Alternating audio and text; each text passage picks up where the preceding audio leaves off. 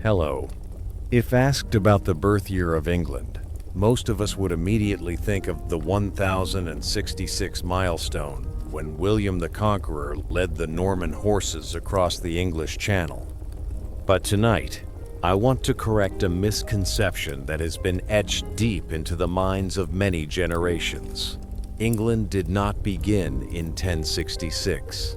Going back nearly 200 years before that moment, in the gloomy, whisper-filled corridors of Winchester Palace, there was a newborn child whose name should have been more brilliant than any king of the later Tudor or Windsor dynasties. But ironically, the world has forgotten him. We remember the wives of Henry VIII. We remember the greatness of Victoria, but we unintentionally erased the name of the true foundation stone that bound fragmented tribes into a single nation, Athelstan. You likely would not have survived if you were born into circumstances like his. A prince considered a bastard, a child carrying a stain, born into scandal and the suspicion of the entire royal family. His mother had no power or status, pushed to the edge of the cold inner court, while he himself was sent far away in a clever exile to make room for his more pure siblings. And yet, that very rejected child did the unthinkable. Stepping from the shadows into the light, he unified the Anglo-Saxon kingdoms, subdued the Vikings, and built great alliances across Europe. Before you lie down comfortably, remember to like and subscribe to the channel, but only if you truly find what I do here to be lovely and valuable. Comment where you are listening from and what time it is. I read them all. Now, dim the lights, turn on the fan for a soft background hum, and let us drift together into the journey of rediscovering the forgotten King of England. Late night at Winchester, where history truly begins.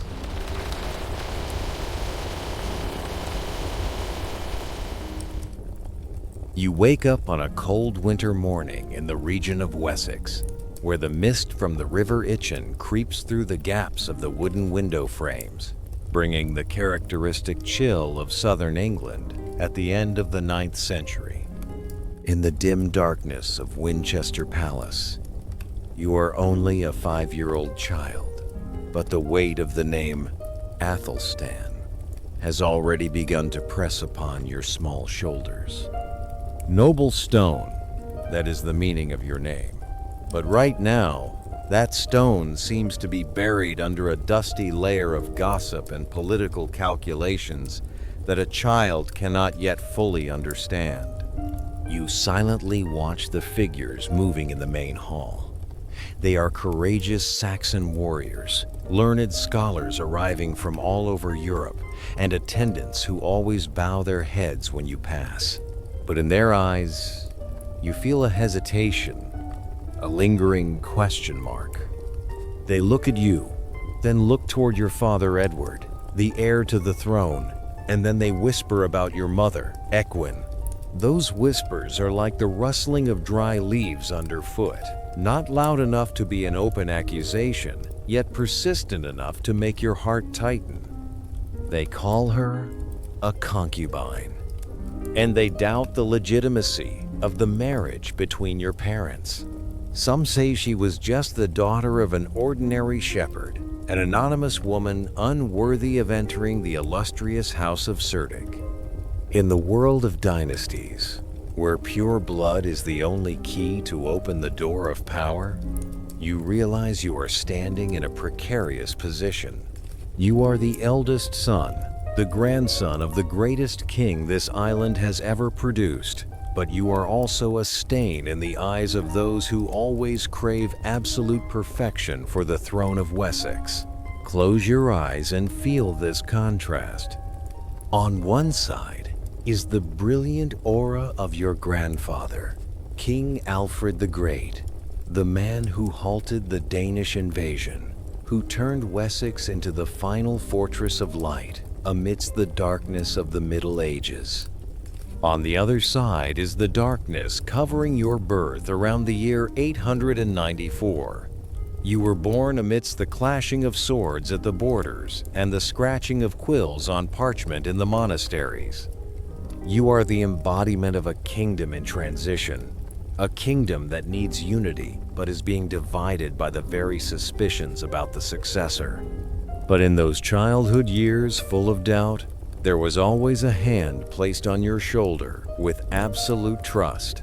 It was the aged hand, full of battle scars, but also incredibly warm, of Grandfather Alfred. You remember his gaze very clearly, eyes that contained both the majesty of a king and the wisdom of a philosopher. To the world, he was the defender of the faith, the victor at Ethandune. But to you, he was the only one who looked through the fog of rumors to see the true potential hidden within the child named Athelstan. On a day with a clear blue sky but a biting cold wind around the year 898, an event occurred that completely changed your life, a moment etched into the chronicles as a most powerful declaration. Your grandfather summoned you to the great hall of the court. The atmosphere that day was unusually solemn. The scent of wax candles mingled with the smell of leather and aged oak. Ministers and bishops stood in 2 long rows, a silence so profound that you could hear your own rapid heartbeat. Alfred stood there, on a simple but authoritative wooden throne. He did not look at you as a small grandson in need of comforting. He looked at you as a future king. With a low but resonant voice, he signaled for you to draw near. "Come here, Athelstan, my son. It is time the world knows who you are," he said, and his smile made the fear in your heart vanish.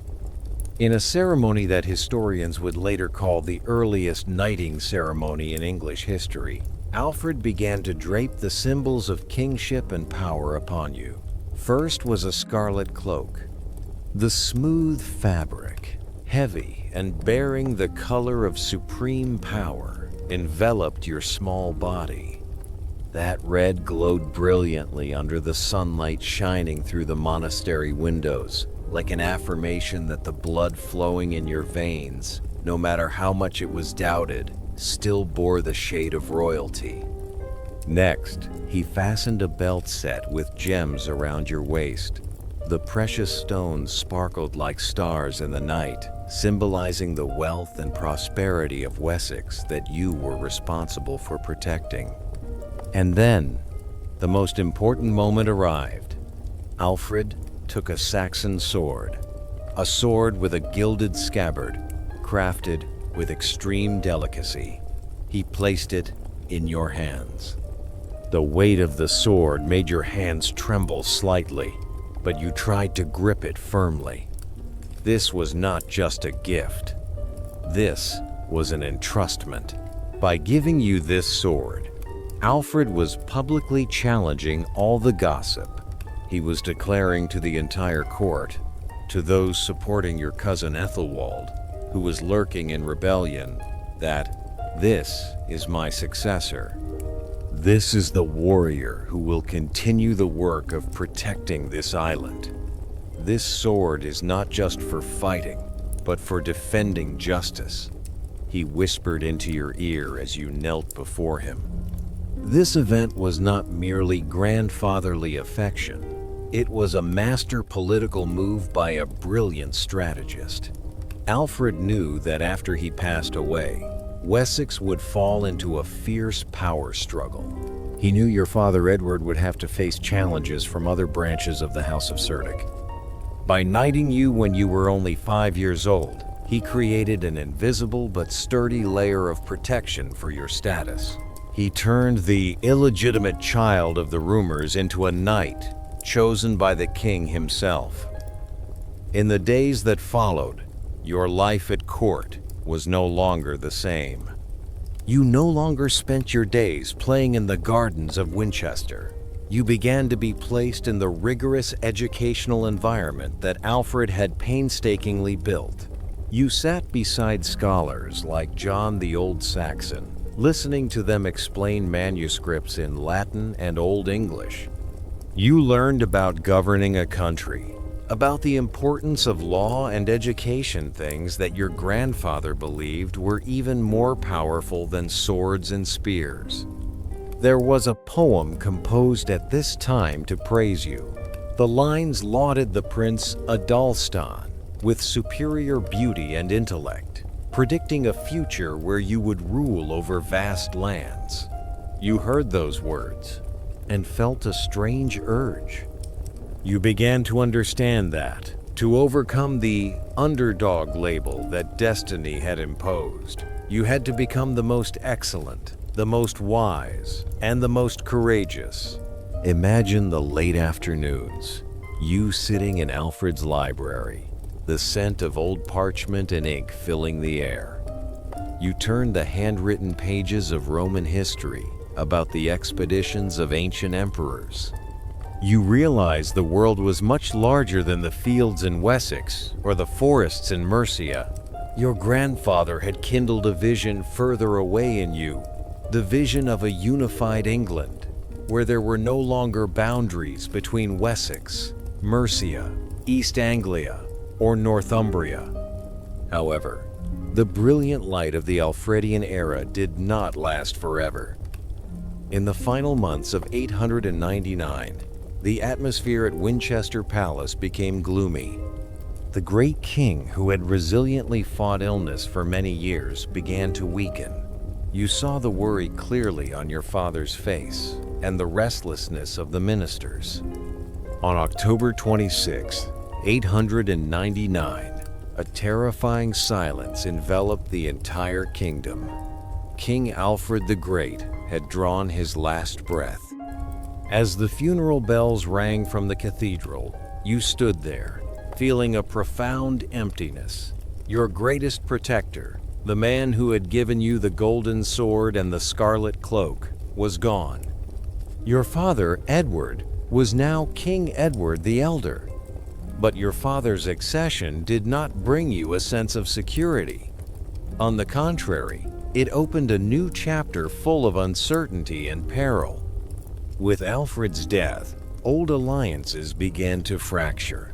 Your father soon remarried a noblewoman named Elflad. She carried purer blood than your mother in the eyes of the ministers, and she soon gave birth to other sons. Suddenly, the child once favored by Alfred became an awkward presence in the new court. The whispers about your mother's origins, which had been suppressed during Alfred's time, now flared up more strongly than ever.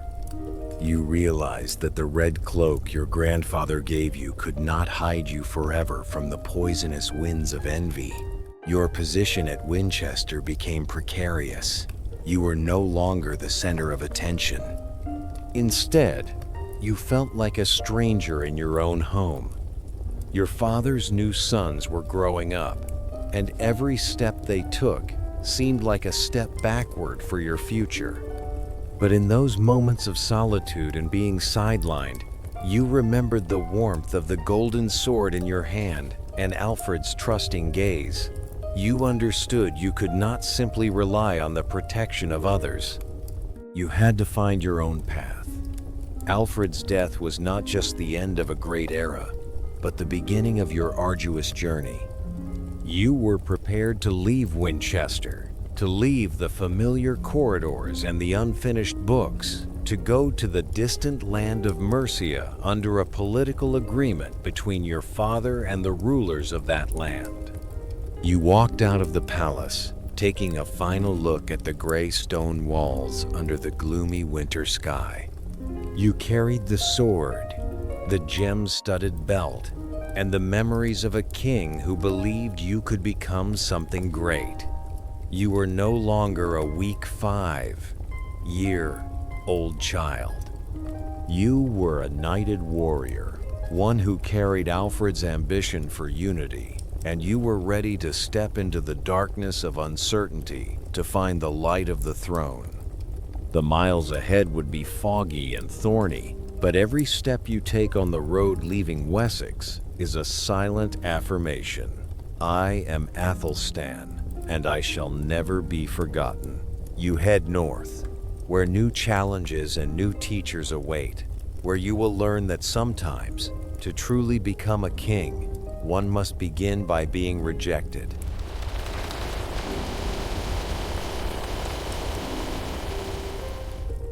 The trail leaving Winchester in the year 900 seemed endless under the horses' hooves, and every mile you traveled was a mile separating you from your brilliant but insecure past in Wessex. You feel the chill of the central English borderlands, gradually seeping through the scarlet cloak your grandfather gave you. Winchester, with its magnificent stone corridors, is now just a faint memory in the morning mist. You are no longer the favorite grandson of the greatest king, but a prince being sent away a subtle exile under the guise of strengthening an alliance. When you enter the territory of Mercia, the atmosphere changes markedly. The quiet peace of the southern monasteries is gone. Here, the air is thick with the scent of mist, iron, and constant vigilance. You find yourself at the threshold of a new world, where power is not determined by whispers behind curtains, but by the strength of the sword and the loyalty of border warriors.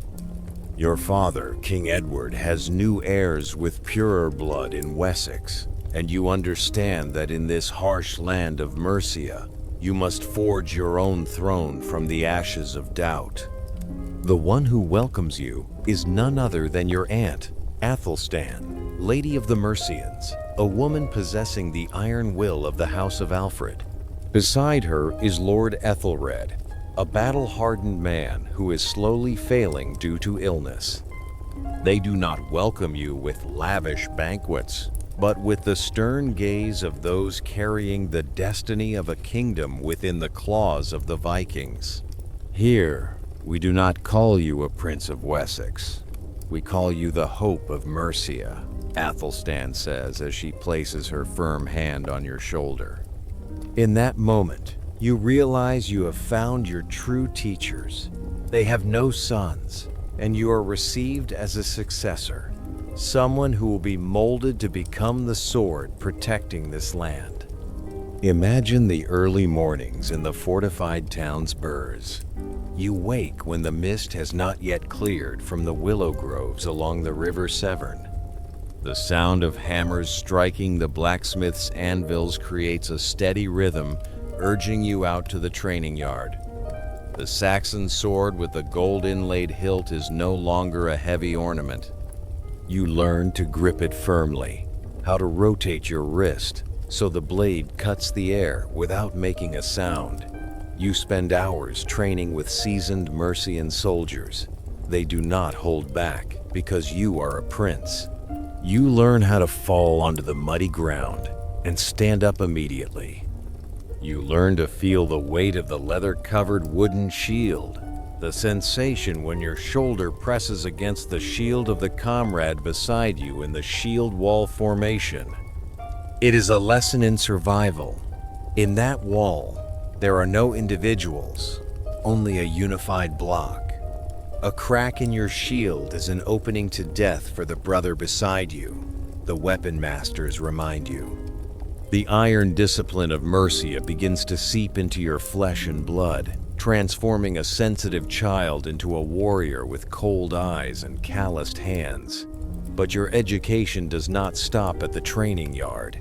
Under the patronage of Athelstan, you are included in high-level meetings.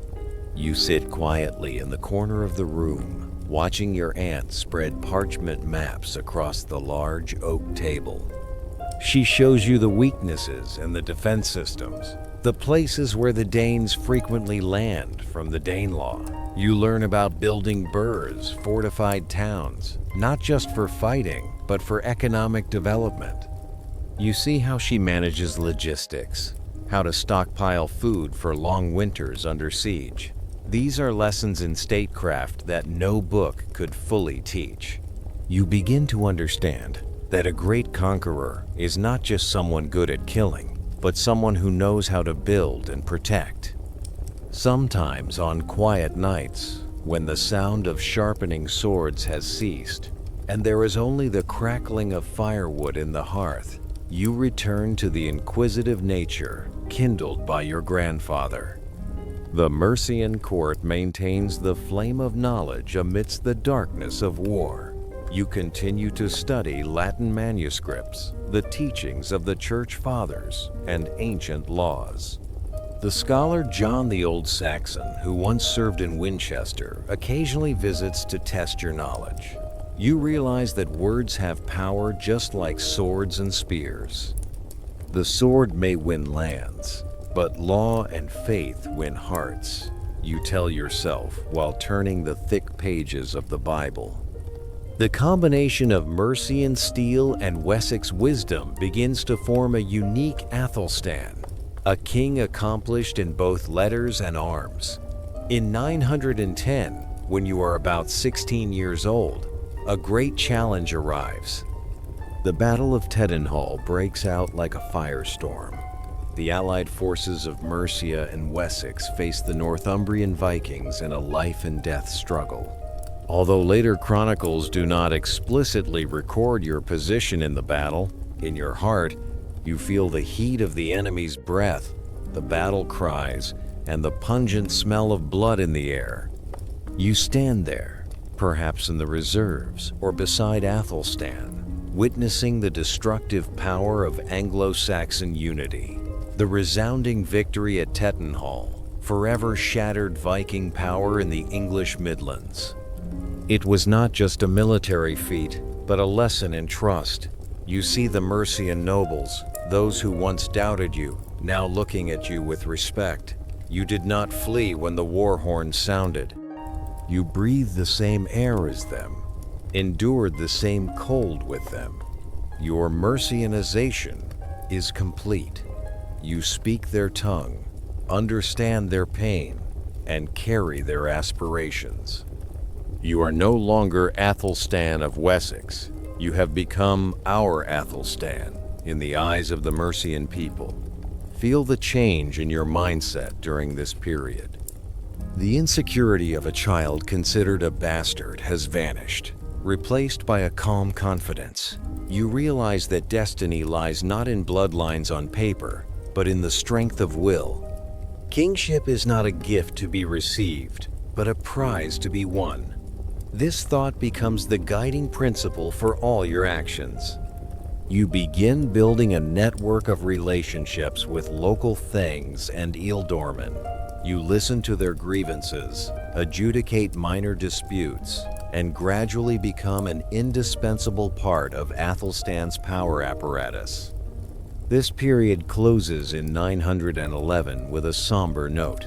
Lord Ethelred passes away after years of battling illness. The Mercian palace is shrouded in mourning, but in that darkness, a new light flickers.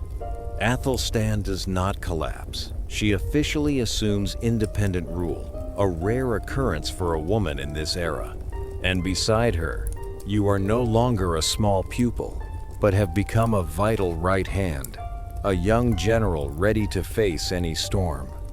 You stand on the walls of the Tamworth fortress, looking toward the distant horizon where the Danelaw remains a constant threat. The wind blowing from the north brings the breath of upcoming conquests. You touch the gold sword hilt, feeling its sturdiness. 10 years in Mercia have forged you into a flawless diamond. You are ready to step out of your aunt's shadow, ready to assert the status of the man who will unify an entire island. The pain of being sidelined by your biological father has become motivation, and the protection of Mercia has become a launch pad. You take a deep breath, feeling the silence before the storm. A new phase is opening, where you learn not just how to fight, but how to lead an entire people toward the light. The miles ahead will no longer be a flight. but a march to glory.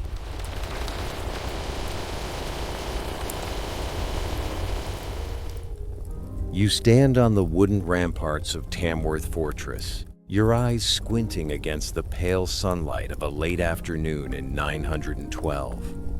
The wind blows from the north, bringing the moisture of sodden fields and the pungent scent of borderland mud.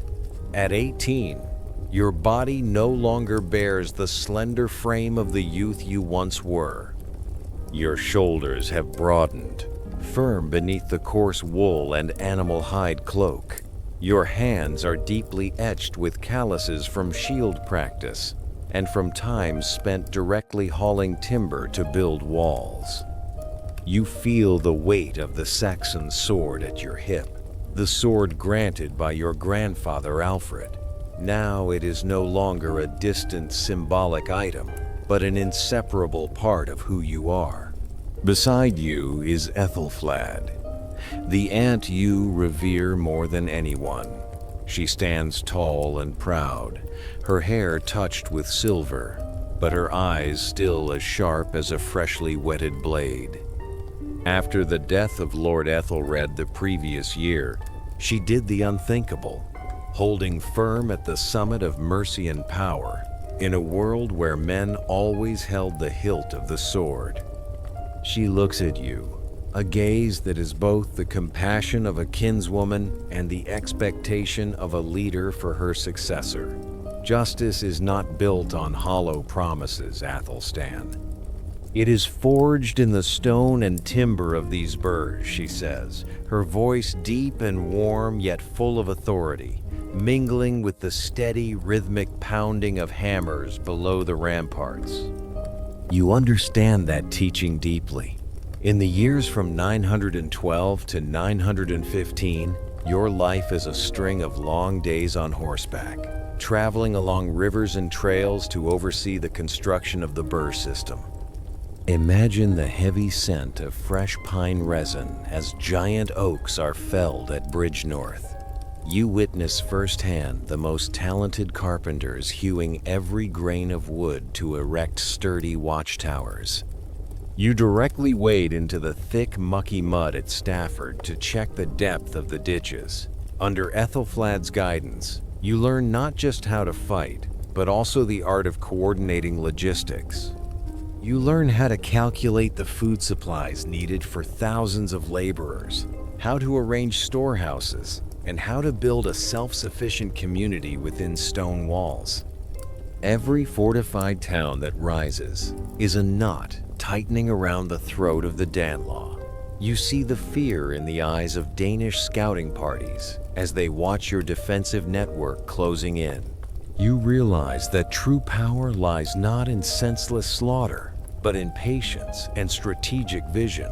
You are learning to suffocate the enemy through the quiet yet unshakable presence of Anglo-Saxon civilization. As you turn 22 in the year 917, the rhythm of your life's script abruptly changes. The silence of construction gives way to the echoing blare of war horns. Mercia shifts from defense to a total offensive. You remember very clearly the sweltering heat of that July when the Mercian army besieged Derby, one of the vital 5 boroughs of the Vikings. That was the first time you truly felt the breath of imminent death in an actual siege. Visualize the sound of scaling ladders striking the walls, the screams of Danish warriors from above, and the clashing of battle axes against round shields. You stand in the vanguard, your shield pressed tight against the shoulder of the comrade beside you, forming a solid mass of steel and wood. As the gates of Derby collapse, you charge into the smoke, dust, and flickering firelight. In that moment of chaos, you witness 4 of Ethelflad's close generals fall right at the threshold of victory. Their blood soaks into the earth and stone, dark red like the color of your cloak. The victory at Derby brings glory, but it also brings a profound stillness to your soul. You see your aunt standing silently amidst the ruins, her eyes reflecting the pain of loss. yet her back remains straight. She taught you the most costly lesson of kingship. The price of a kingdom is never measured in gold, but in the lives of the most loyal. That victory was a death knell for Viking dominance in the Midlands. In early 918, as you and your army advanced toward Leicester, something miraculous happened. There was no sound of swords, no slaughter. The leaders of Leicester opened the gates wide, kneeling in submission before the prestige of the Lady of the Mercians. Even promises of loyalty from distant York began to arrive. You stand beside Athelstan in Leicester Square, feeling the silence of thousands of people holding their breath. This is the first time you grasp the power of deterrence. You realize that when military strength is combined with an unshakable will, one can conquer even the most stubborn enemies without shedding a drop of blood. You record this moment, treasuring it as a jewel to be applied later at Emont Bridge. You begin to understand that a great king is one who makes the enemy submit before the battle even begins. Throughout these years, you no longer feel like a stranger in Mercia. You have become a son of this land. You eat at the same table as the Thangs, drink the same ale brewed from their barley, and listen to stories of their ancestors by the night fire.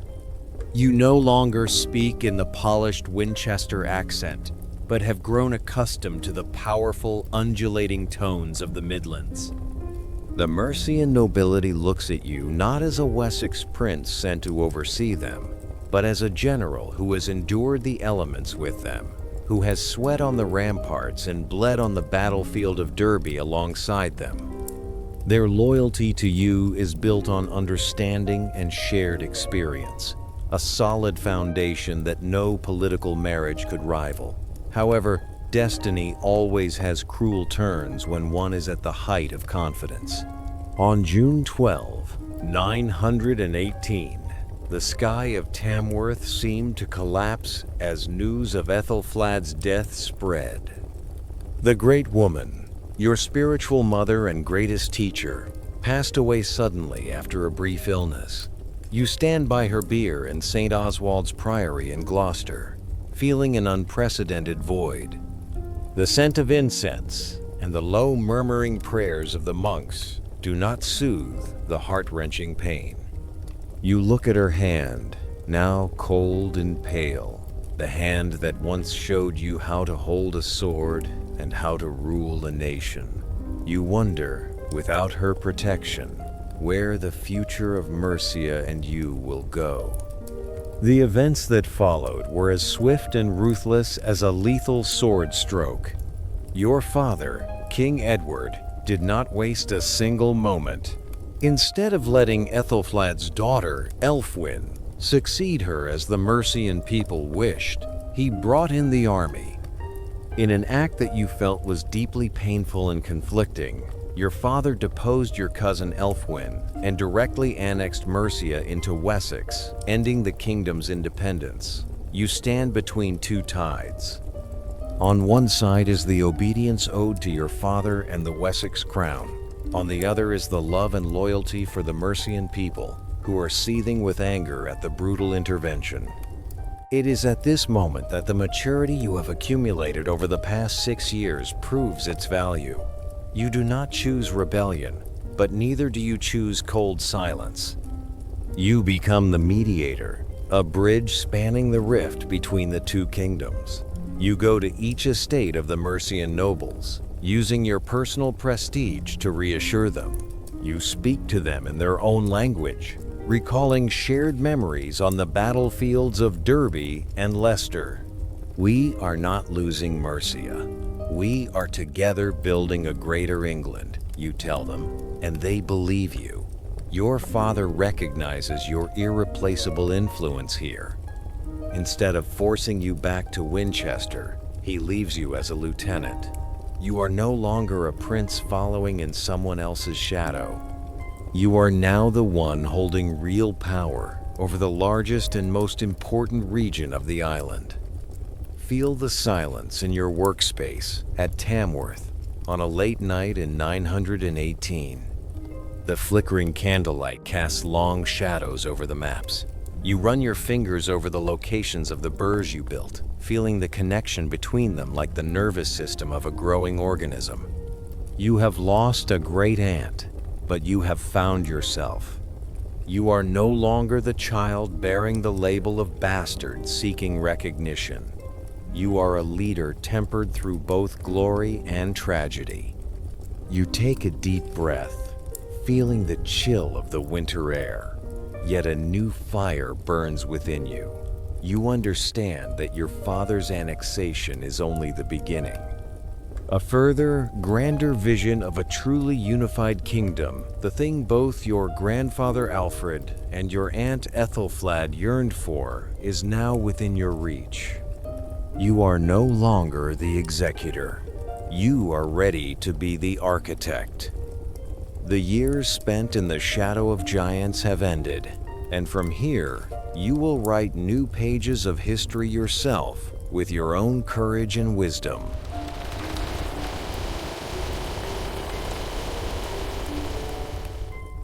You stand silently amidst the thick fog covering the Mersey River on a late afternoon in 919.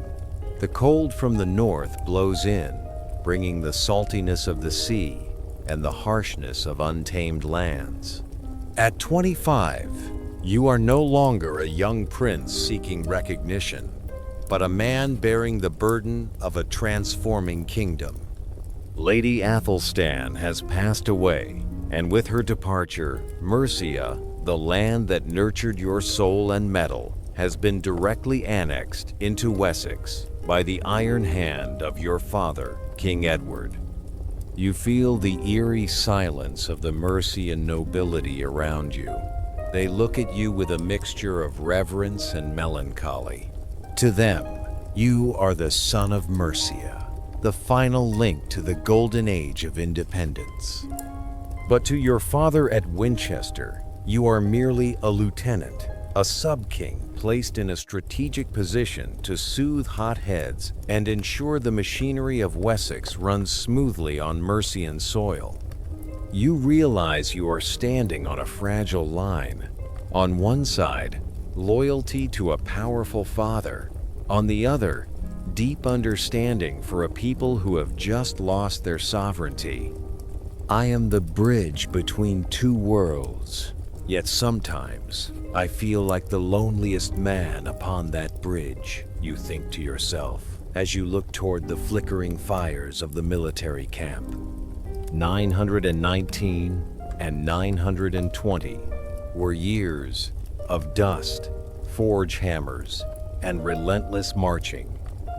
Your father, Edward, was pushing his conquest ambition to the north, and you were his vanguard blade. Imagine the pungent scent of freshly hewn oak at Thelwall, and the cries of laborers as they rebuilt the ruined stone walls at Manchester.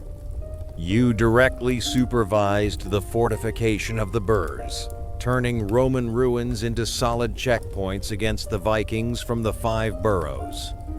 You learned that kingship was not only asserted on horseback, but also in the management of logistics, coordinating thousands of levies so they could still return in time for harvest. You were learning to rule while on the march. The peak of this period was the event at Bakewell in 920. You stood beside your father, witnessing a moment that would shape your political thinking forever.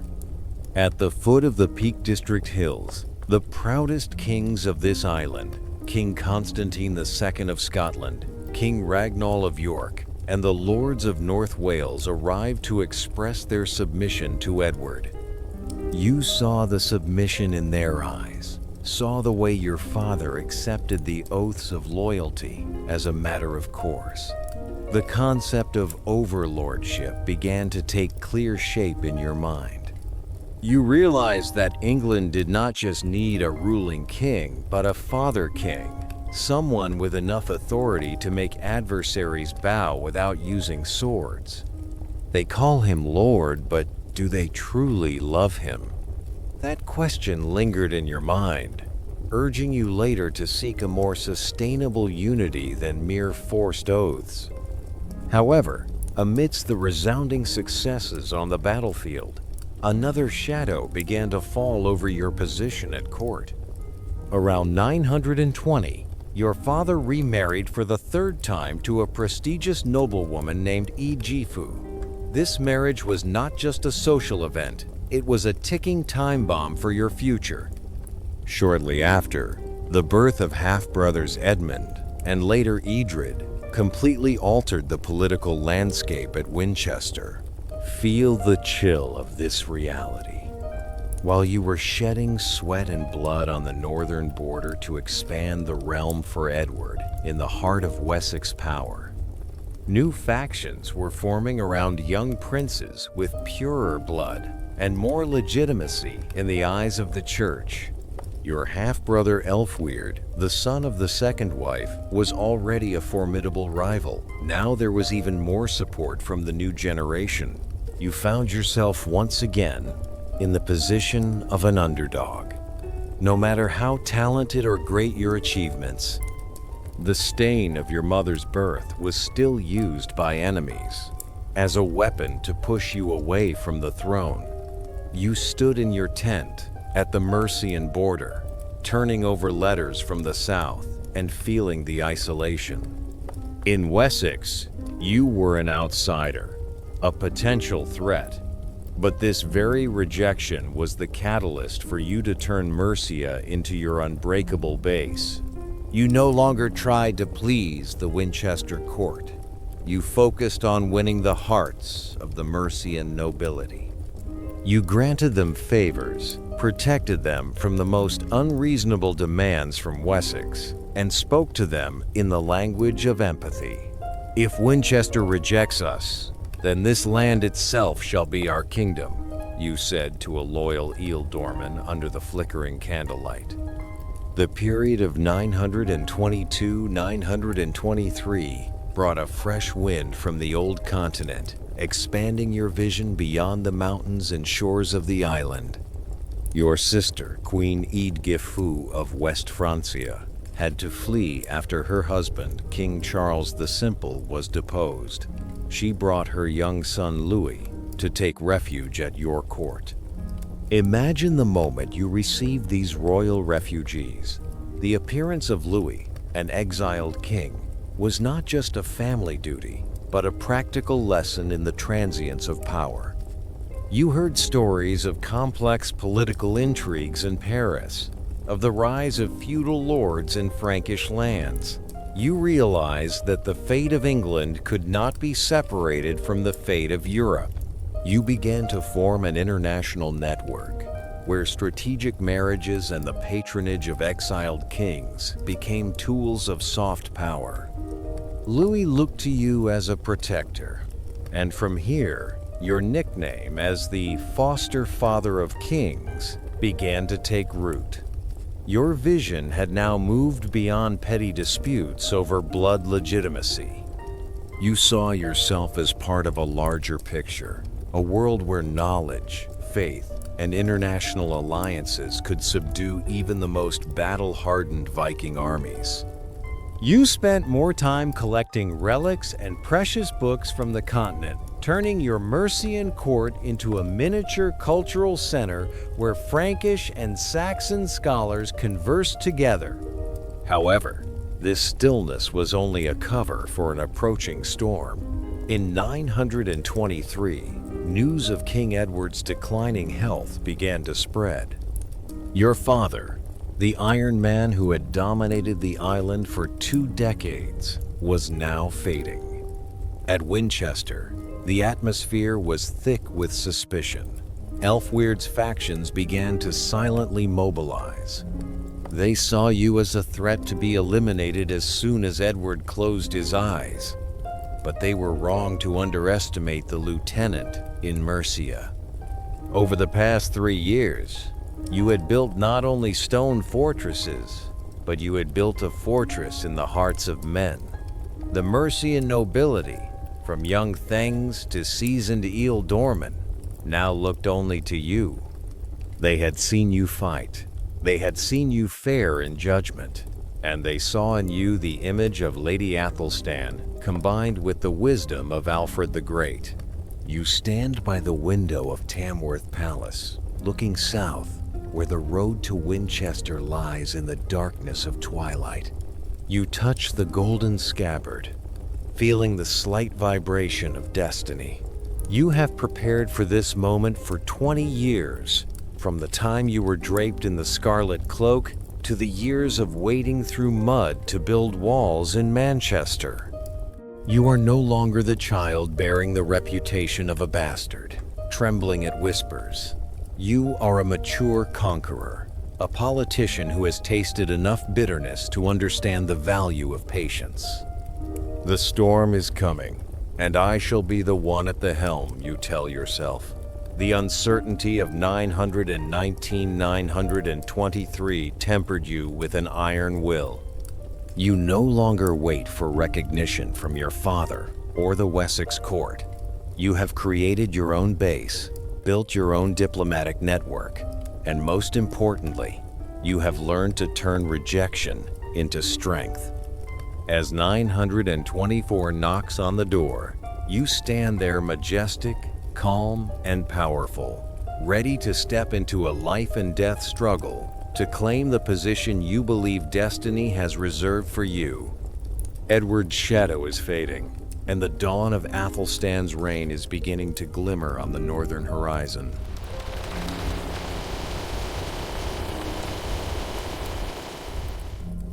You stand silently by the window of a narrow room at Farndon-on-Dee, where the River Dee sluggishly flows across the boundary between Mercia and Wales. It is July 17, 924.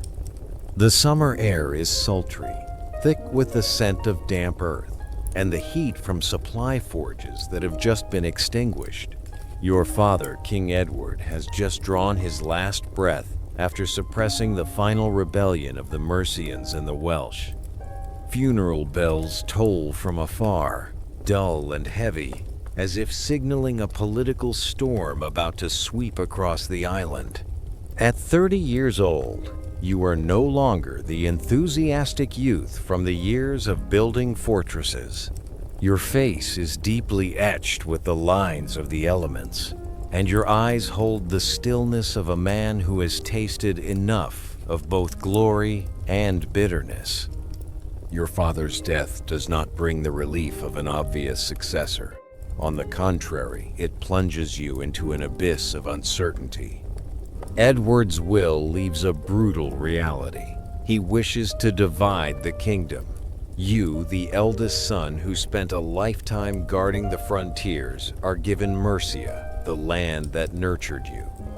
Meanwhile, Wessex, the heart of the dynasty, is reserved for your half-brother, Elfweird. You feel the shattering of a great dream of unity that your grandfather Alfred once kindled. This kingdom cannot have two heads, just as a body cannot have two hearts, you think silently as you look toward the south, where Winchester is preparing to honor your rival. Immediately, a terrifying polarization takes place. Imagine the sound of thousands of shields clashing at Tamworth as the Mercian nobility unanimously hail you as king. They see in you a protector, a brother who has shed blood alongside them. But at the same time, in Winchester, the atmosphere is as cold as ice. The Wessex elite, powerful clerics, and arrogant lords have turned their backs on you. They chose Elfweird, the prince considered to have purer blood, born of an untainted marriage. You are once again pushed into the position of an outsider, an underdog standing at risk of being stripped of your inheritance by the very rumors surrounding your mother. But destiny always has mysterious and catastrophic ways of arranging things. Just 16 days after Edward's death, while you are still preparing for a civil war that could submerge the Midlands in fire and blood, news from Oxford strikes like a lightning bolt from a clear sky. Ælfweard has suddenly passed away.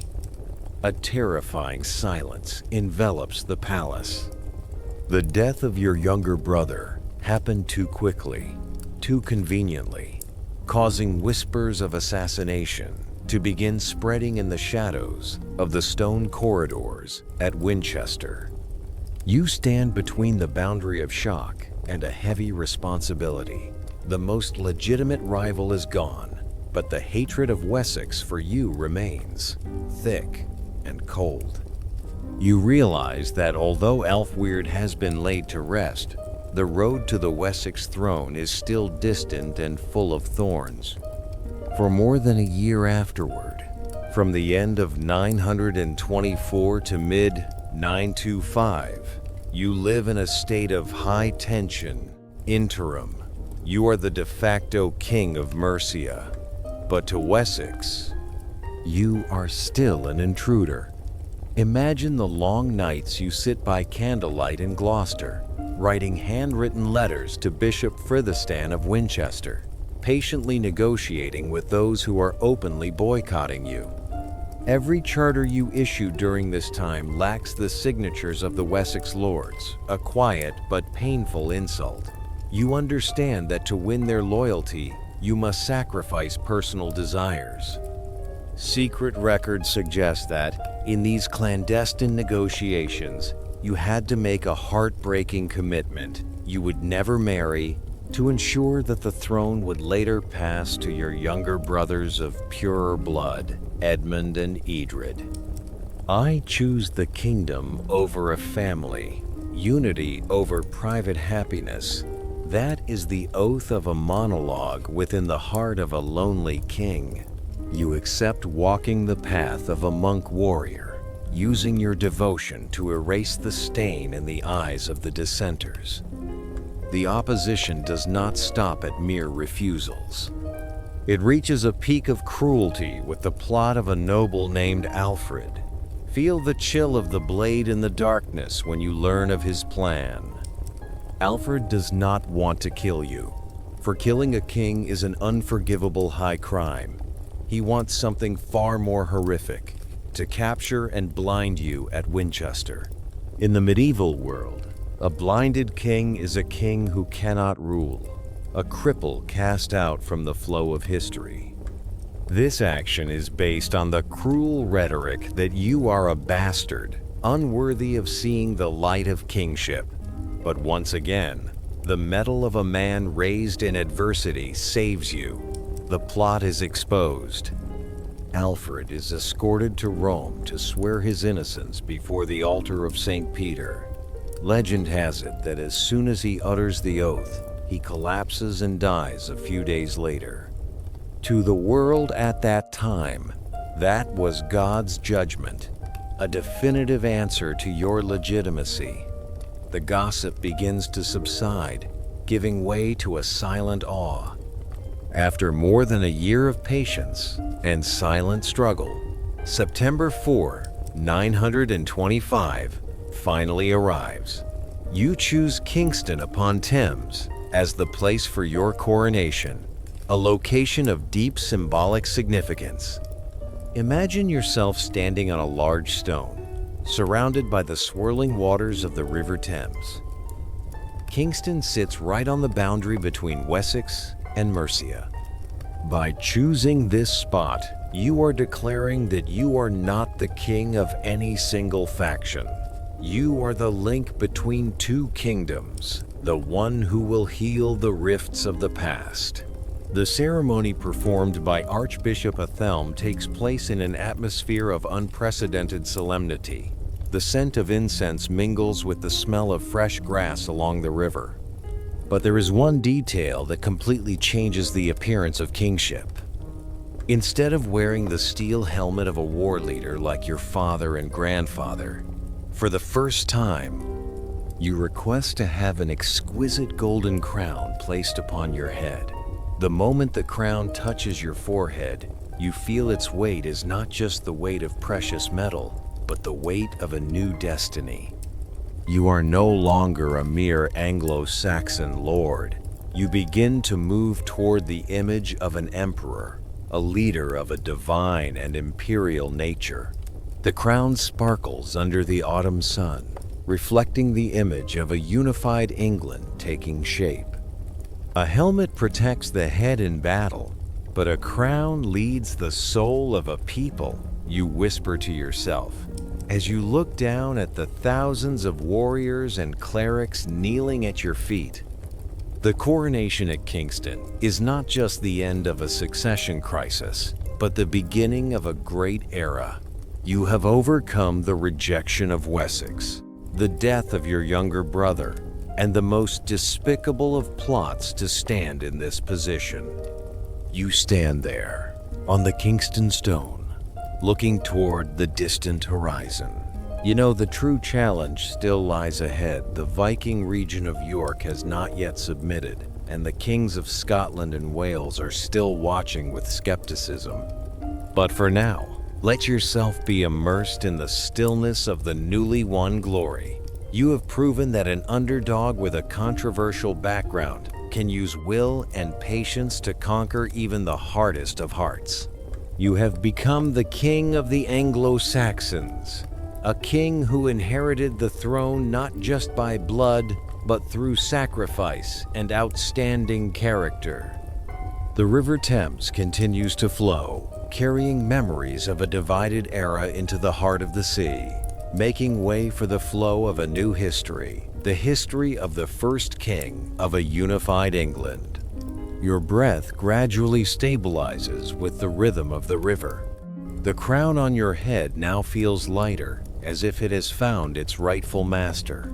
You close your eyes, feeling a rare peace after the storm-tossed years, ready for the greater conquests awaiting in the far north.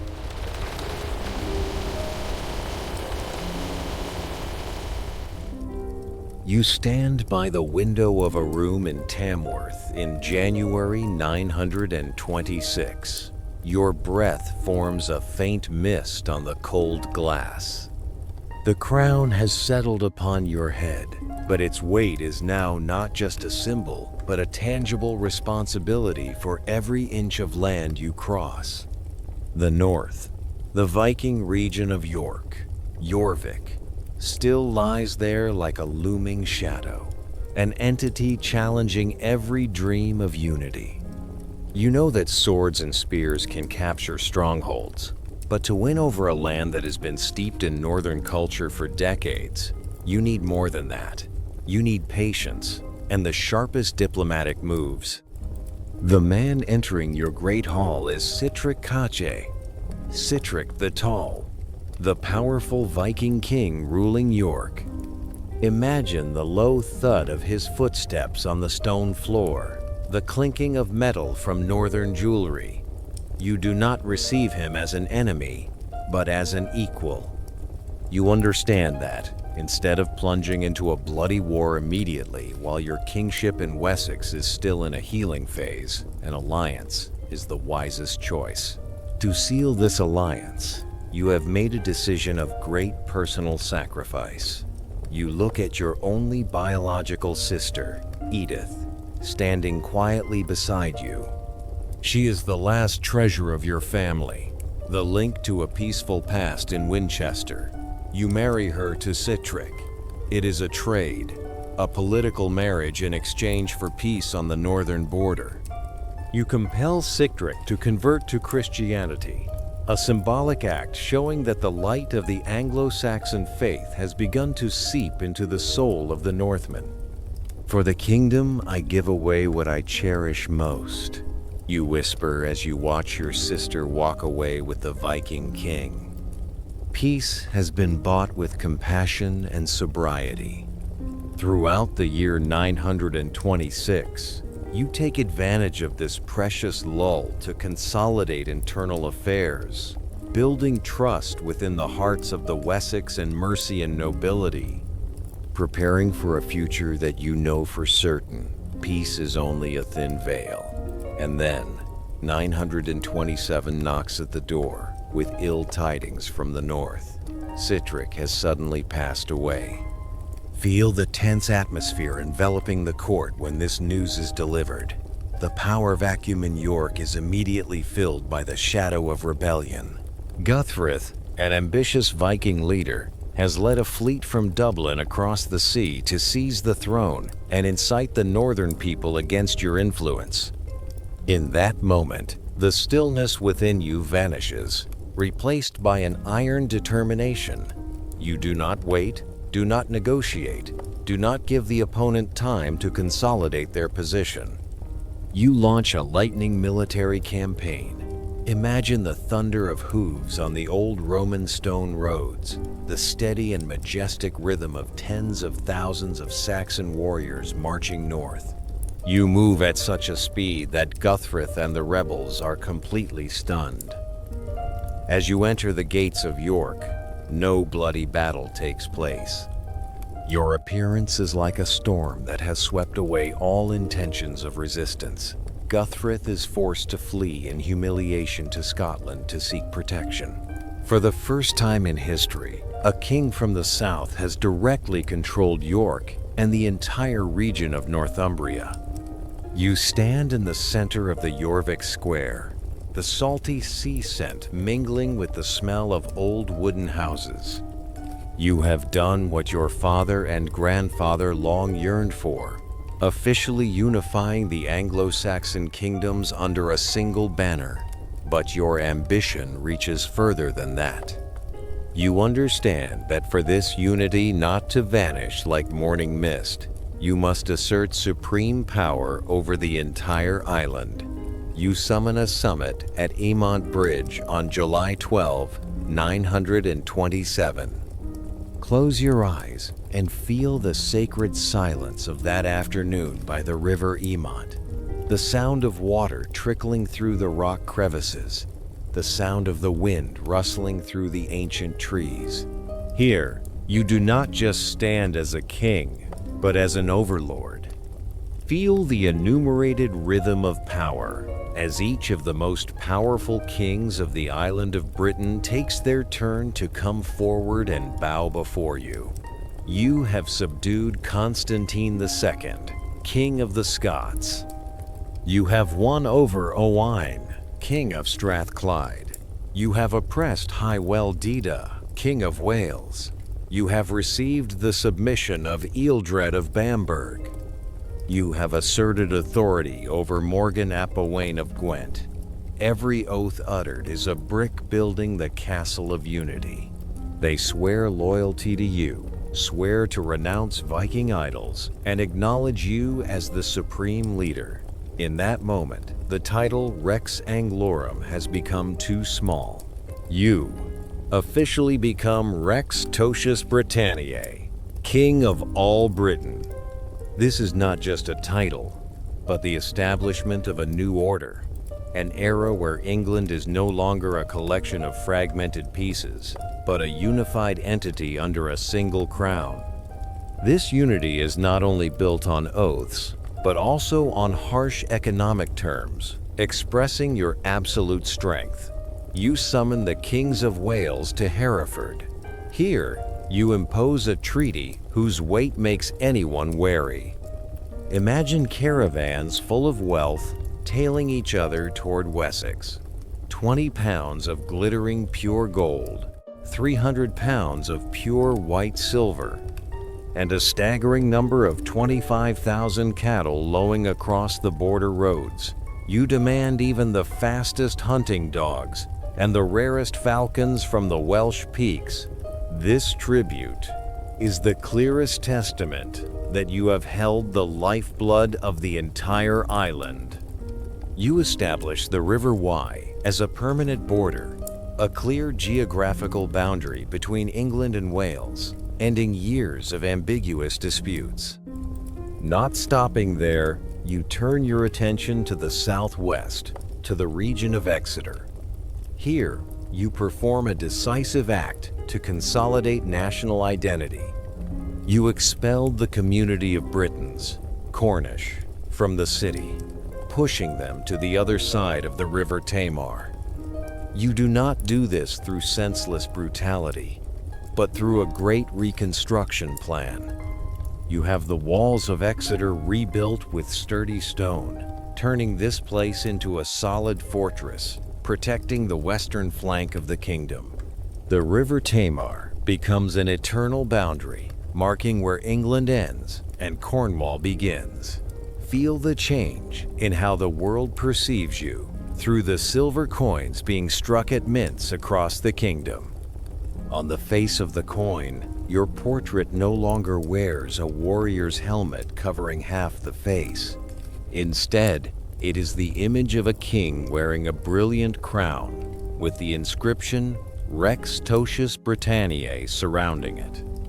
You are presenting yourself before Europe as a Carolingian-style emperor, a divine leader who has brought order to chaos. You stand on the highest peak of the York Fortress, looking toward the distant horizon, where the Scottish mountains are faint in the mist. You have done the unthinkable in just 2 years. You have conquered York. You have unified Northumbria. You have won over Scotland. You have subdued Wales. And you have reshaped the borders of a nation. This kingdom is now a single breath, you think to yourself.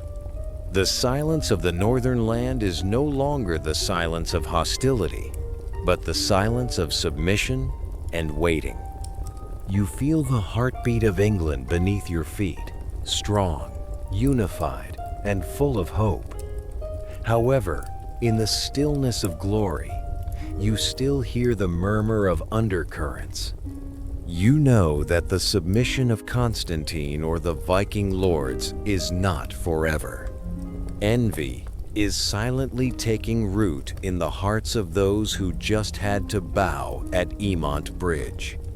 Revenge alliances may be forming behind the misty mountains, but for now, let yourself be immersed in the peace of a great architect. You have brought England from the darkness of division into the light of unity. You have written your name into the chronicles, not just with blood, but with a grand vision that transcends the ages. Relax your shoulders. Feel the fresh air of a unified nation filling your chest. You are Athelstan, the first king of all Britain, and tonight, your kingdom will sleep peacefully under the protection of a single crown, in the pride of a history that has officially turned a new page.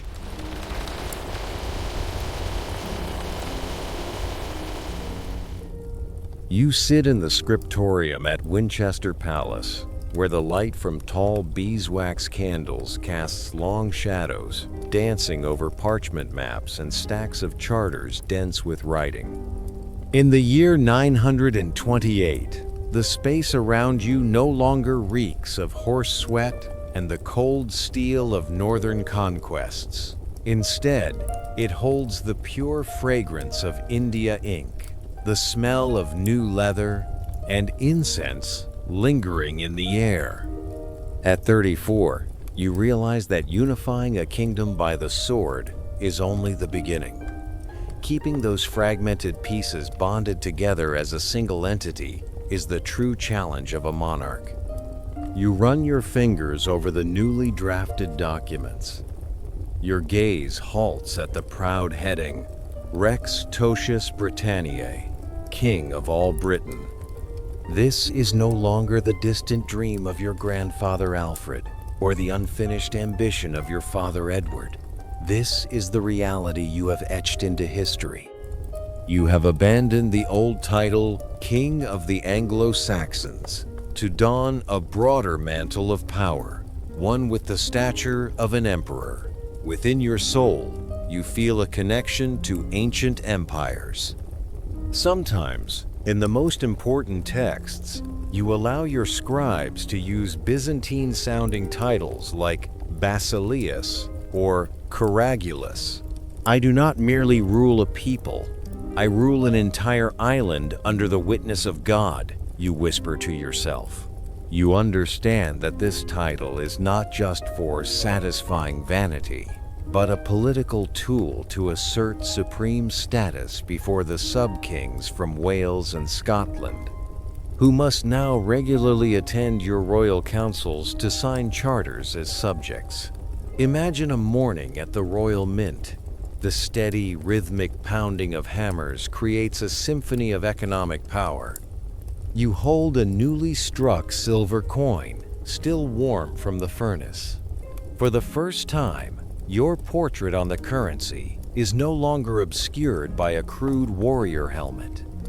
Instead, it is the image of a king, with refined features, calm eyes, wearing an intricate three-branched crown.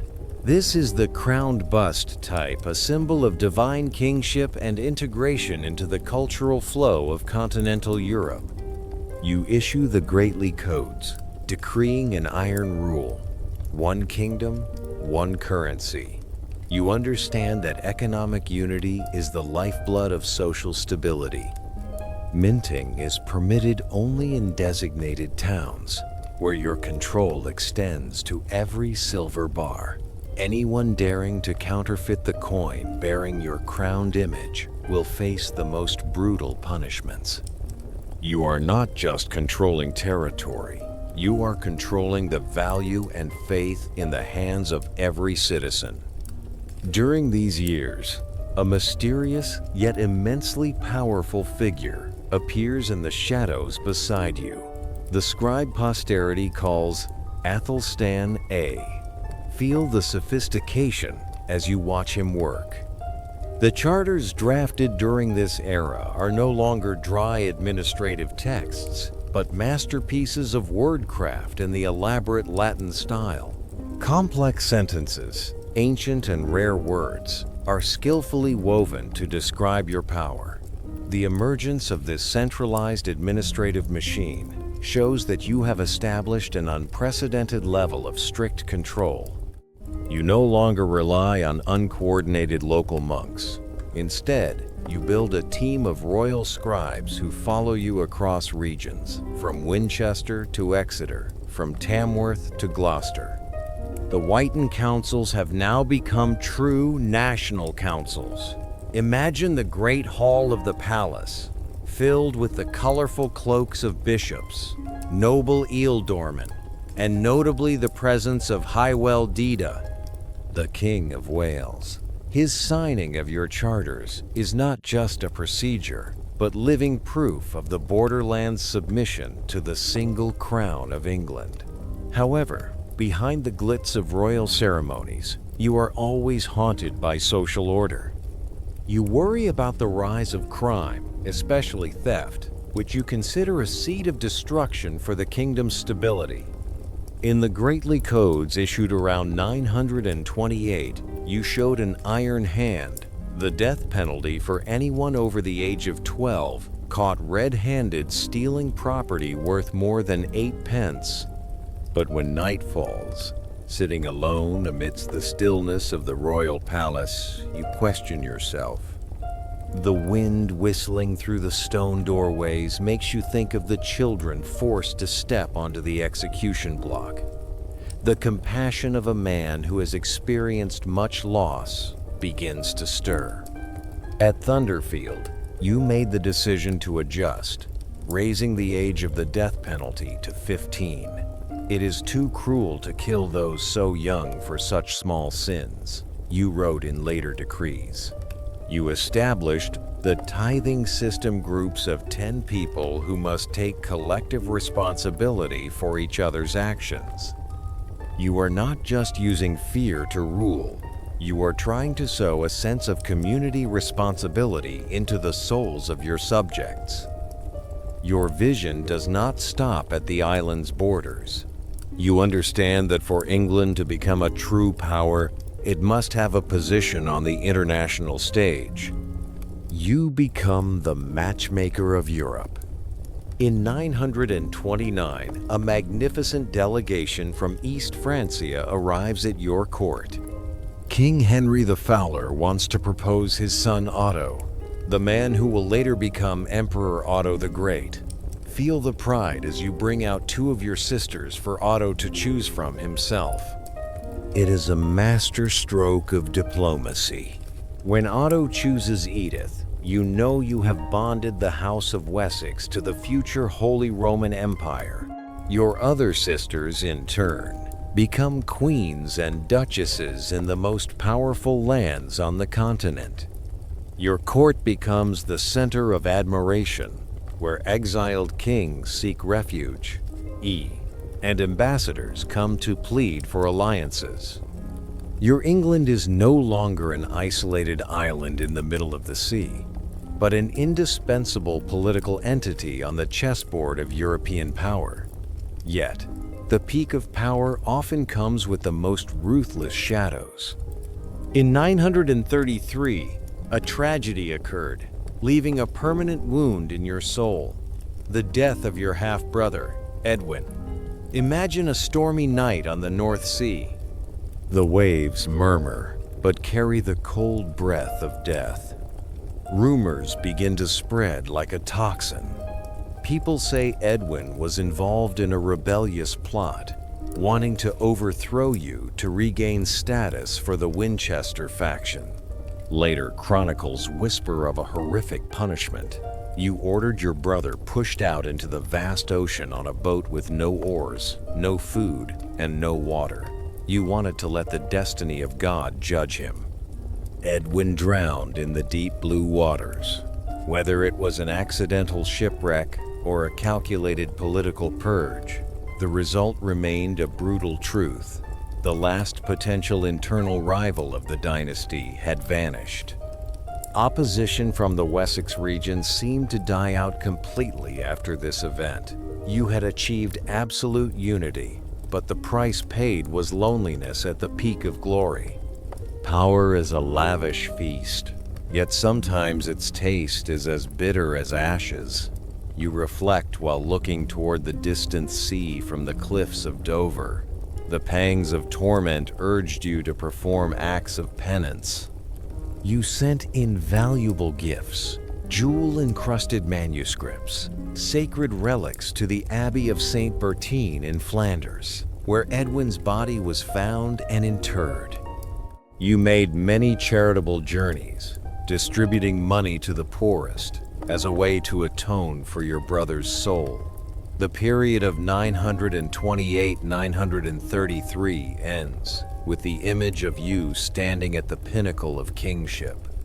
You have built a sophisticated administrative machine, a consistent legal system, and an international standing no one can deny.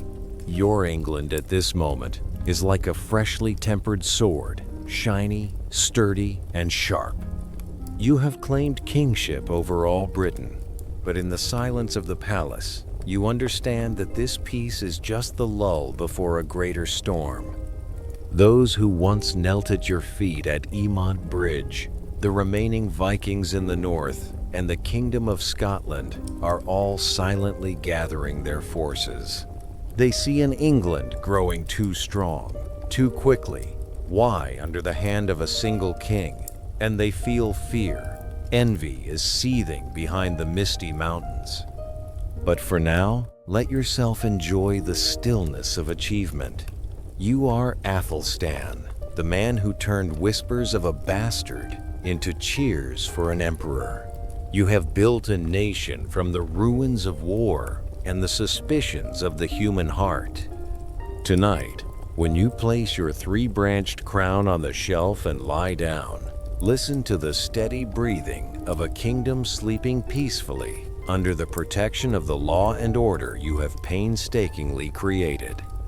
You are ready for what is to come, for you know you have truly become the first king of all Britain, a noble stone that cannot be moved by any raging tide.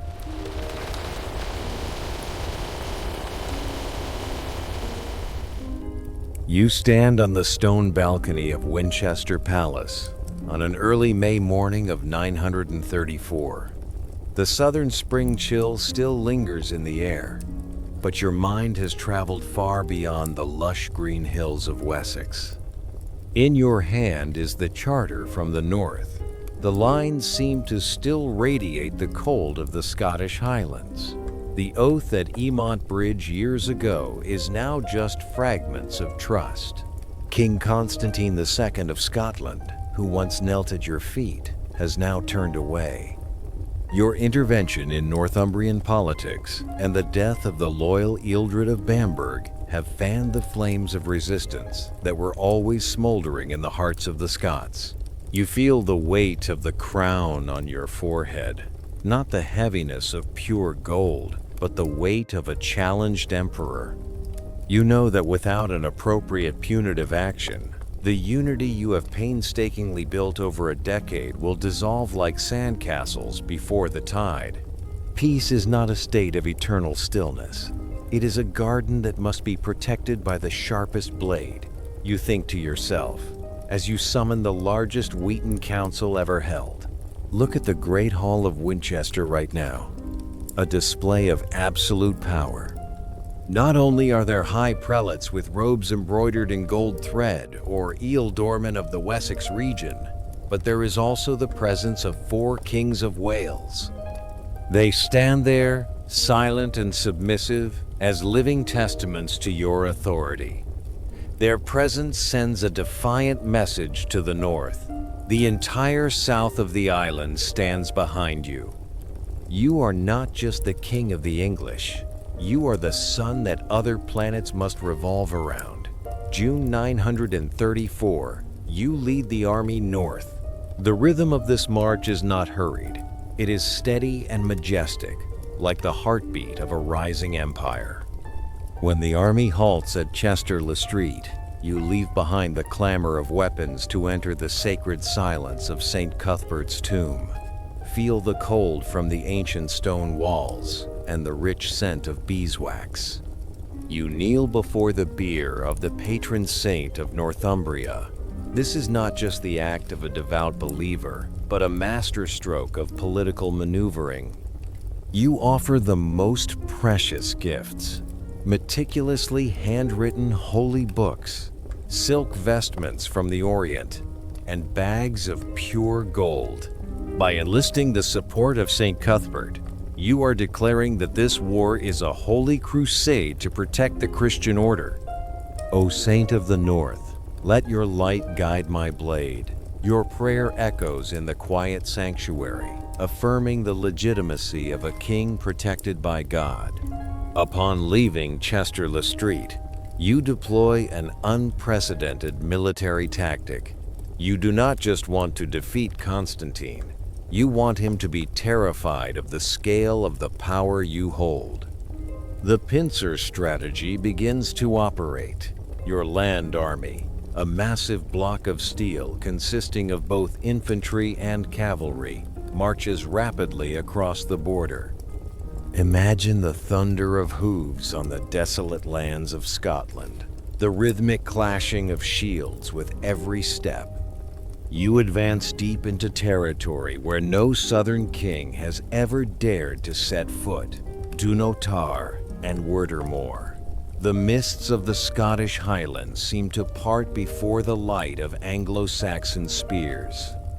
At the same time, look toward the East Sea. Your navy, a fleet of hundreds of warships, set sail through the waves toward Caithness, the northernmost point of the island. This is a feat of logistics.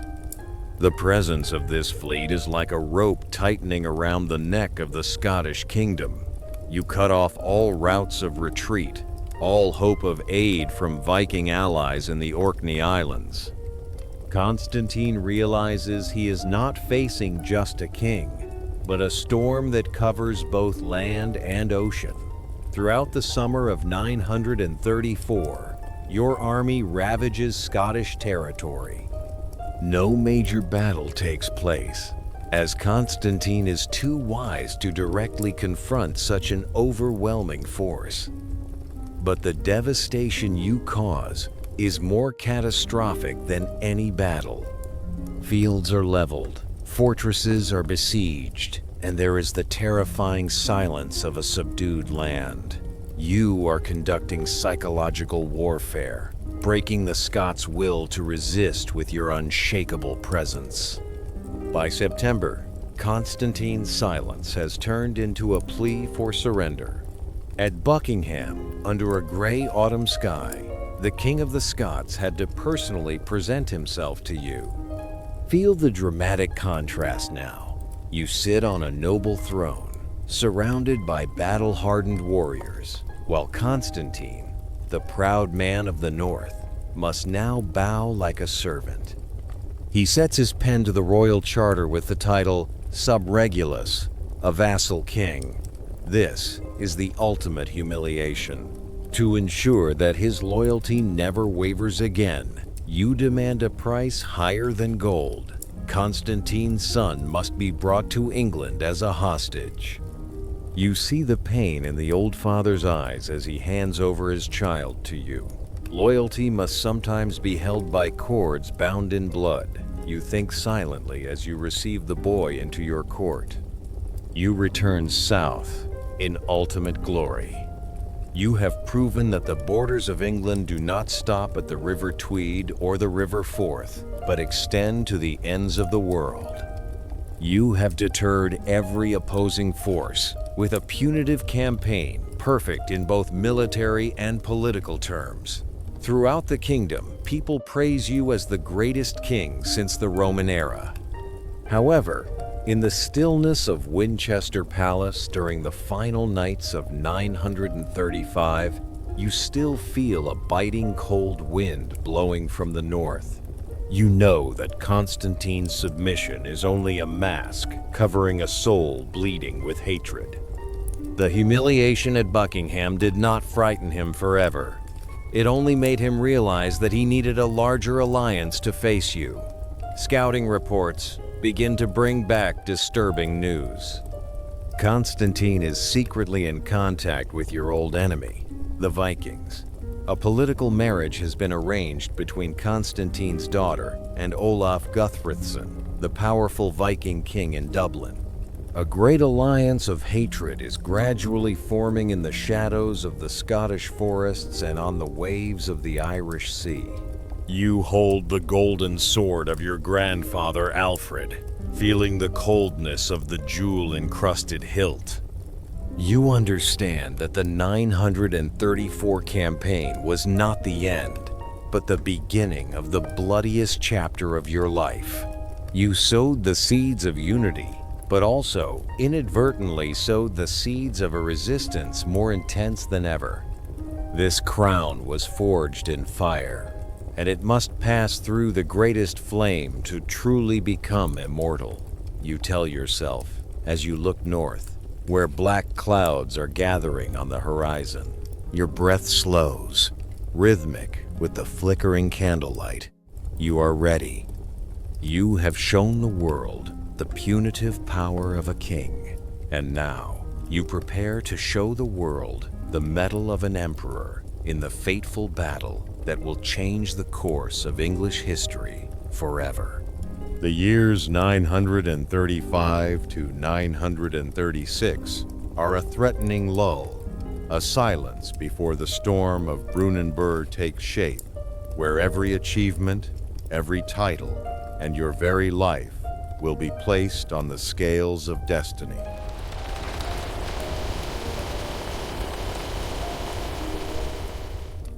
You stand quietly on the ship's rail, feeling the salty and freezing breath of the Irish Sea blowing against your face on a late afternoon in 937. The setting sun dyes the water pink, but beneath those waves, a giant sea monster is awakening.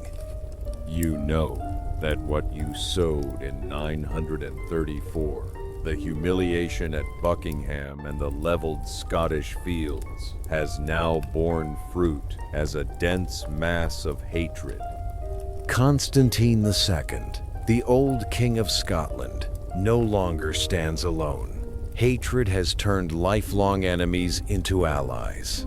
Olaf Guthfrithson, the Viking King of Dublin, has brought 615 warships, blackening the horizon to join forces with the Scots and the Britons of Strathclyde. Close your eyes and imagine the scale of the great alliance surrounding your kingdom. The rhythmic splashing of oars from hundreds of Viking ships, the murmur of northern warriors yearning to reclaim York, and the terrifying silence of the Scots marching south. They do not just want land, they want to erase the name Athelstan and carve England into fragments as it was before Alfred's time. You are standing before the greatest life and death challenge of your life, a moment where every achievement of 12 years of rule could vanish in a single day. At 43 years old, you are no longer in a hurry. While the court at Winchester is abuzz with fear, and some scribes have begun to write reproachful verses saying that you languished in sluggish leisure, you choose stillness instead. That is not laziness, but the patience of a master strategist. You understand that rushing into a war without thorough preparation is an act of suicide. You spend precious weeks gathering the most seasoned warriors from across Wessex and Mercia. You walk among the ranks of soldiers sharpening their swords by candlelight, placing your hand on the shoulders of the militia and looking into their eyes. England was not built in haste. It is defended by steadfastness, you tell yourself.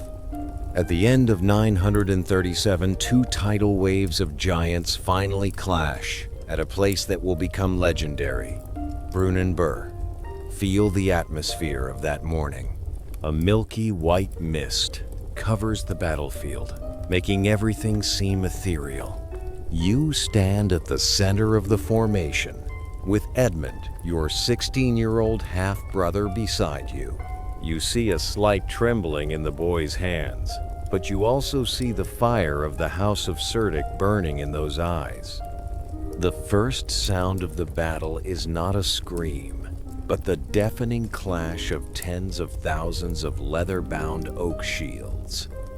The shield wall, the symbol of Anglo-Saxon survival, is erected, as solid as the cliffs of Dover before a storm. You feel the breath of thousands merging into one.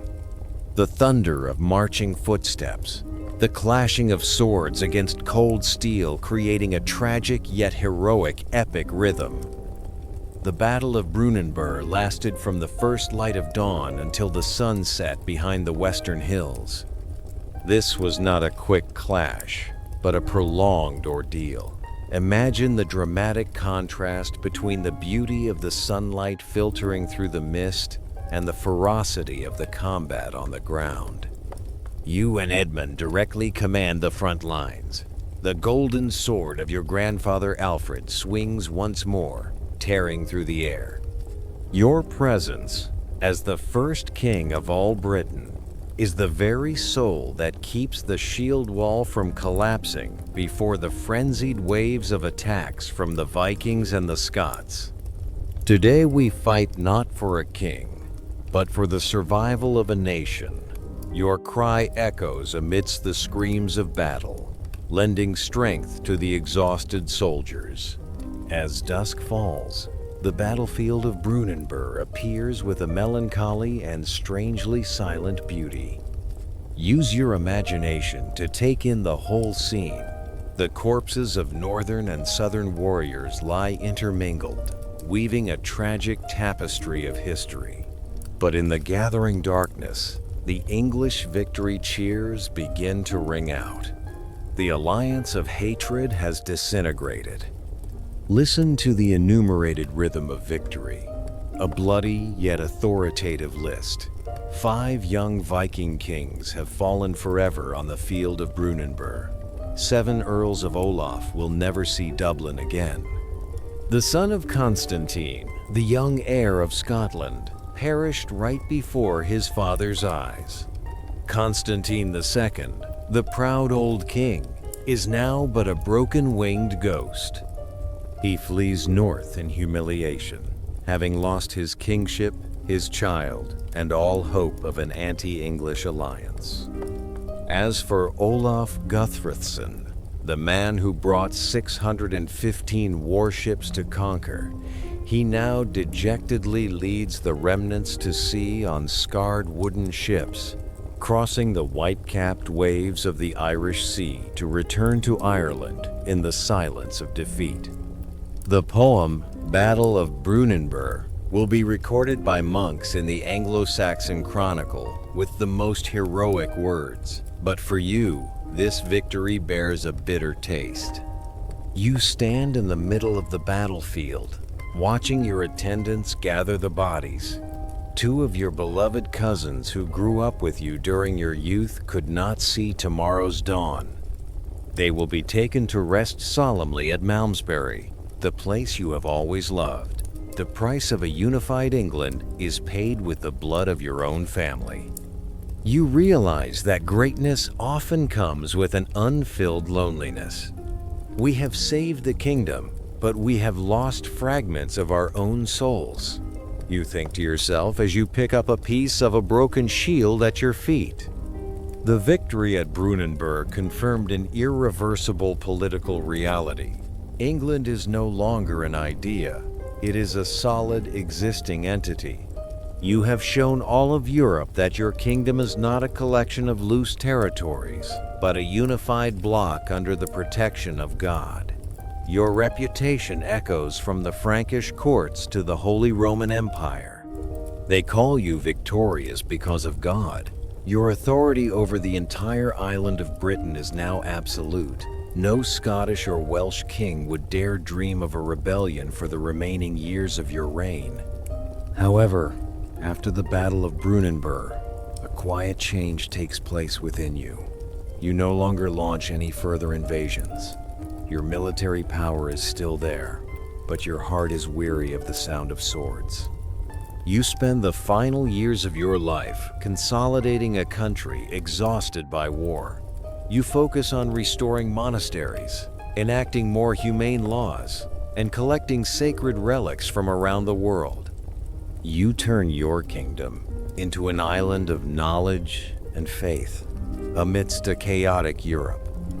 Feel the stillness in your study room on the late nights of 938. The smell of ancient parchment, the saltiness of the sea breeze, and the peace of a kingdom no longer haunted by enemies. You look up at the crown resting on the stone shelf. It is no longer as brilliant as it was on the day of your coronation at Kingston, but it bears the beauty of a treasure tempered through fire and blood. You have completed the mission destiny entrusted to you. From a child bearing the label of a rejected bastard at Winchester, you have become the architect of England, the greatest victor of your age. The Battle of Brunanburh is the full stop to northern ambitions and the starting mark for a heroic history of a unified nation. As you prepare to drift into sleep, let the beat of your heart merge with the flow of history. You hear the singing of the monks at Malmesbury, praying for the souls of those who fell. You feel the warmth of this land, the land you protected with your entire life. Your England now sleeps peacefully, sturdy and great, under the overshadowing presence of the first and only king who could subdue an entire island. Sleep will come gently, bringing images of a peaceful kingdom where shield walls no longer need to be erected, and where the name of Athelstan will forever be etched as a noble stone, an eternal foundation for all generations to come.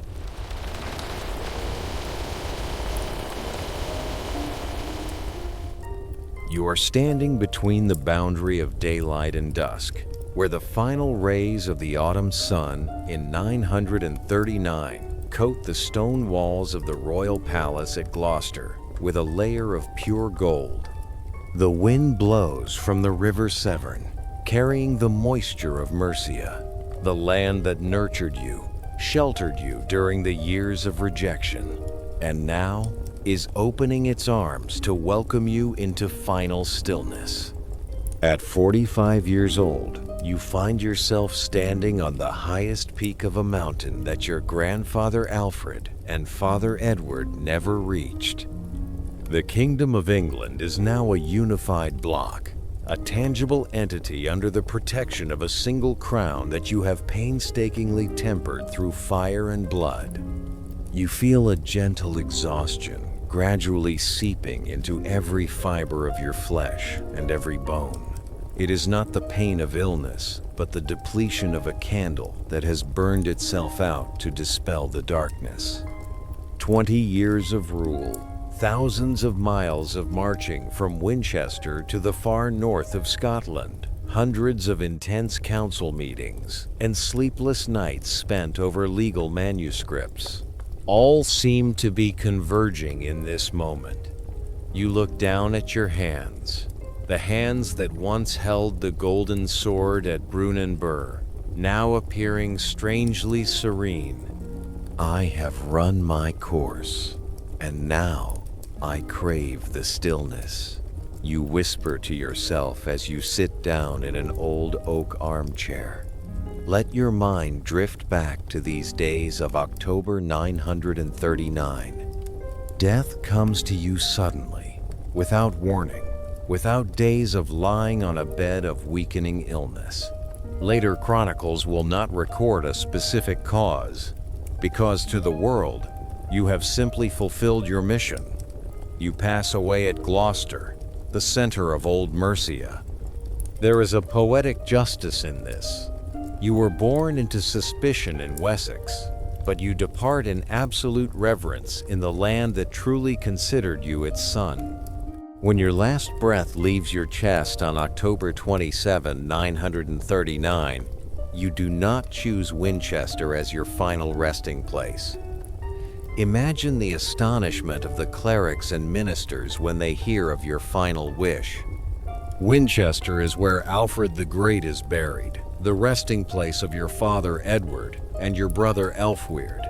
Normally, a king of the House of Cerdic must return to New Minster to lie beside his ancestors. But you, Athelstan, chose to break that tradition. You rejected the cold splendor of the Wessex capital, once the cradle of plots to blind you and skeptical glances toward your bloodline. You choose Malmesbury, a smaller, quieter abbey in Wiltshire, but a place that holds your heart and soul. Bring me to my brothers, to those who loved me for who I truly was. That is your final thought. At Malmesbury, you want to lie down beside St. Aldhelm, the abbot you revered since your youth. And most importantly, you want to be near your two beloved cousins, the warriors who fell at Brunanburh to protect your dream of unity. You choose the bonds of kinship and loyalty over the glitz of traditional kingship. Visualize your funeral procession moving slowly through the gray winter fields toward Malmesbury. People stand on both sides of the road in solemn silence. They are not just bidding farewell to a king. They are bidding farewell to the pillar of the dignity of the Western world. Malmesbury, under your patronage, became a brilliant center of spirituality and knowledge. Throughout your life, you poured into this place all the treasures you painstakingly collected from across Europe. Feel the rich scent of incense as your bier is brought into the main sanctuary. Surrounding you are priceless relics, a fragment of the true cross sparkling in the candlelight, a sacred part of the crown of thorns, and even the legendary sword of Emperor Constantine. You do not take them with you into the deep pit. You leave them as a legacy to protect the kingdom even after you have been laid to rest. Later generations will recount that when they opened your coffin centuries later, they saw an extraordinary image. You lay there, majestic in eternal stillness, with your golden hair beautifully intertwined with gold threads. It was the final testament to the aura of an emperor, one who turned beauty and power into a unified whole. Even if later, Amidst the upheavals of history, your actual remains may have been lost. At Malmesbury, your Purbeck marble monument still stands. You lie with your head resting on a stone, eyes closed in absolute peace, hands clasped as if praying for the future of England. You pass away without leaving a direct heir. Your celibate life, whether due to religious vows or a noble political sacrifice to protect peace among factions, became a sturdy connecting brick for Edmund. Imagine Edmund, the 18-year-old who charged with you in the shield wall at Brunanburh, now standing before the throne with a composure you painstakingly instilled in him. The transfer of power takes place remarkably smoothly. There is no civil war, no bloody purges. That is your greatest achievement. You built an administrative machine and a national consciousness strong enough to survive without the direct presence of the architect. I have laid the foundation, and now it is your task to keep this house steady. You seem to have signaled to your brother through your final gaze. However, history is a river that never stops flowing. As soon as news of your death spread like a toxic wind as far as Dublin and the Scottish Highlands, the shadow of rebellion rose again. Olaf Guthfrithson, the defeated enemy at Brunanburh, immediately returned. York fell, and the Midlands were divided once again along Watling Street. If from eternity you could look down, you would see Edmund struggling to reclaim what you unified. But do not be sad, for that is the nature of medieval kingship. The unity you created relied on a personal prestige that was too immense, and when that pillar was lost, the building had to shake to find a new equilibrium. Most importantly, you sowed an indelible idea into the hearts of the people of this island. The idea of England. From your time onward, the dream of a unified nation never vanished. It became the guiding star for every succeeding king. Feel the absolute stillness enveloping you now. You are no longer the wounded bastard child of long ago. You are no longer the lieutenant wading through mud to build walls in Mercia. You are Rex Totius Britanniae, king of all Britain.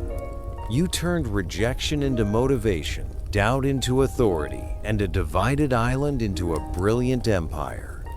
The ancient poem Battle of Brunanburh still echoes in the air like an eternal lullaby. Neve, before this, were more men in this island slain by the sword's edge, as books and aged sages confirm, since Angles and Saxons sailed here from the east, sought the Britons over the wide seas, since those warsmiths hammered the Welsh, and earls, eager for glory, overran the land, the singing fades, giving way to the Malmesbury Abbey bells, ringing warmly in the dusk. You take a deep breath of the scent of relics and old oak. Every war has ended. Every charter has been signed. Every oath has been fulfilled. You are Athelstan, the noble stone. And now, that stone has found its eternal place in the Mother Earth, becoming an unshakable foundation for an entire nation. Let the darkness cover you gently, like a scarlet cloak that your grandfather Alfred once draped over your shoulders. You have completed the mission of a conqueror, a politician, and a human being. This sleep is the reward for a lifetime of devotion. England will remember your name. Europe will remember your prestige. And Malmesbury will embrace you in its gray stone arms forever. All is vanity. Only what we build with faith remains. Close your eyes. The stillness of history is awaiting you. One final breath. So gentle and peaceful.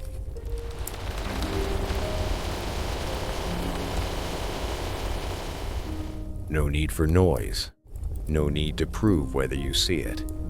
That blurred light by the window of Malmesbury Abbey is now only a fragile outline between dream and reality. The king you have journeyed with, from a child in the shadows of rejection to an emperor laying the foundation for an entire great nation, has now receded like a thin mist in the Wiltshire morning. But what remains is that warm sensation in the left chest, the notion that if one lives with mettle, patience, and compassion, then even if the starting point is doubted by the whole world, you can still manually forge the crown for your own life. The bell from the distant great abbey rings as light as a leaf falling onto the still water. You breathe deeply once more, close your eyes, and let what you heard today quietly drift into sleep.